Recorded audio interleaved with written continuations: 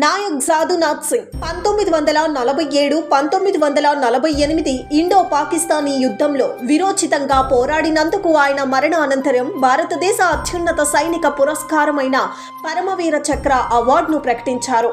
యుద్ధ సమయంలో శత్రుదేశాల సైనికులతో ప్రాణాలకు తెగించి వీరమరణం పొందిన భారతదేశ సైనికుల జాబితాలో నాయక్ జాదునాథ్ సింగ్ చోటు దక్కించుకున్నారు.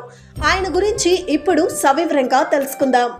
నాయక్ జాదునాథ్ సింగ్ ఉత్తరప్రదేశ్లోని షాజహాన్పూర్లోని ఖజూరీ గ్రామంలో 1916 నవంబర్ 21న రాథోడ్ రాజ్పుత్ కుటుంబంలో జన్మించాడు.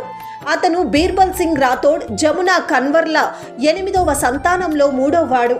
సింగ్ తన గ్రామంలోని స్థానిక పాఠశాలలలో 4వ సంవత్సరం వరకు చదివాడు. కుటుంబ ఆర్థిక పరిస్థితి బాగోలేకపోవటంతో అతను విద్యను కొనసాగించలేకపోయాడు. అతను తన బాల్యంలో ఎక్కువ భాగం వ్యవసాయ పనులలో తన తండ్రికి సహాయం చేస్తూ గడిపాడు.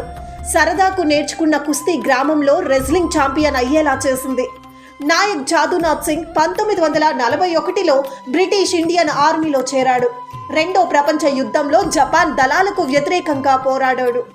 అతను అప్పట్లో కొత్తగా స్థాపించిన భారత సైన్యంలో సభ్యుడిగా చేరి 1947 ఇండో పాకిస్తానీ యుద్ధంలో పాల్గొన్నాడు.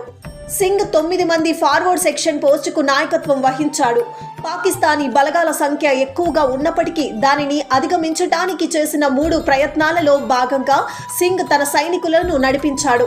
రెండో దాడిలో అతని సైనికులు వీరమరణం పొందగా జాదునాథ్ సింగ్ గాయపడ్డాడు. 6న ఫిబ్రవరి 1948న నౌషాహ్రాకు ఉత్తరాన ఉన్న తైన్ దార్ వద్ద 3వ దాడిని ఒంటరిగా ఎదుర్కొన్నాడు.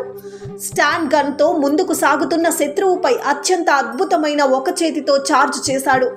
నాయక్ జాదునాథ్ సింగ్ తన 3వ ఛార్జ్లో అతని తల, ఛాతికి 2 బుల్లెట్లు తగలడంతో వీర మరణం చూశాడు. ఈ విధంగా ముందుకు సాగుతున్న శత్రువుపై ఒంటరిగా దాడులు చేస్తూ ఈ నాన్ కమిషన్డ్ ఆఫీసర్ అత్యున్నతమైన శౌర్యం, ఆత్మ బలిదానాన్ని ప్రదర్శించాడు. అలా చేయటం ద్వారా మొత్తం పికెట్ను అత్యంత క్లిష్టమైన సమయంలో శత్రువు ఆక్రమించకుండా కాపాడాడు. యుద్ధ పోరాటంలో నాయక్ జాదునాథ్ సింగ్ వీరమరణం పొందడంతో పరమవీర చక్ర అవార్డును లభించింది. షాజహాన్పూర్లోని స్పోర్ట్స్ స్టేడియం మరియు ఒక చమురు ట్యాంకర్కు నాయక్ జాదునాథ్ సింగ్ పేరు పెట్టారు.